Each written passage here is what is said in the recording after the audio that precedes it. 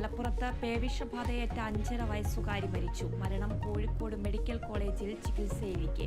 കുഞ്ഞിന് പേവിഷബാധ സ്ഥിരീകരിച്ചത് പ്രതിരോധ വാക്സിൻ എടുത്ത ശേഷം. പെരുവള്ളൂർ സ്വദേശിയായ കുട്ടിക്ക് തെരുവുനായുടെ കടിയേറ്റത് മാർച്ച് 29.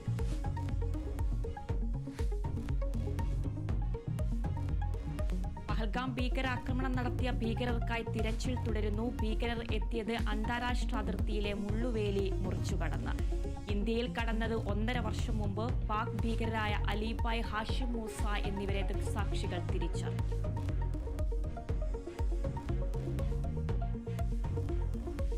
മാലയിലെ ലോക്കറ്റിൽ പുലിപ്പല്ല് ഉപയോഗിച്ചതിന് വനംവകുപ്പ് കസ്റ്റഡിയിലെടുത്ത റാപ്പർ വേടനെ ഇന്ന് കോടതിയിൽ ഹാജരാക്കും.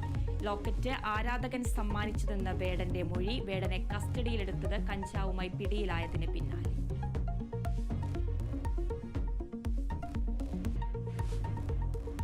ആലപ്പുഴ ഹൈബ്രിഡ് കഞ്ചാവ് കേസിൽ റിയാലിറ്റി ഷോ താരം ജിൻഡോയെ ചോദ്യം ചെയ്യാൻ എക്സൈസ്. ഇന്ന് ആലപ്പുഴ എക്സൈസ് ഓഫീസിൽ ഹാജരാകാൻ നിർദ്ദേശം. മുഖ്യപ്രതി തസ്ലിമയുമായുള്ള ഇടപാടുകളിൽ വ്യക്തത വരുത്തും. സിനിമാ നിർമ്മാതാവിന്റെ സഹായിയെയും ചോദ്യം ചെയ്യും.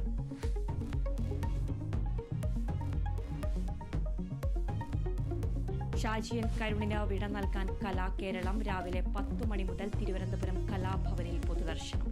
സംസ്കാരം വൈകിട്ട് 4 മണിക്ക് ശാന്തി കവാടത്തിൽ.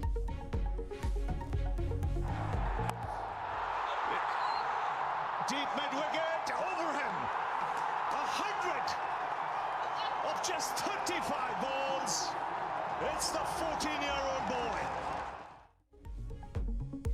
IPL-ൽ ചരിത്രം രചിച്ച 14-കാരനായ വൈഭവ് സൂര്യവംശി സെഞ്ചുറി നേടുന്ന ഏറ്റവും പ്രായം കുറഞ്ഞ താരം.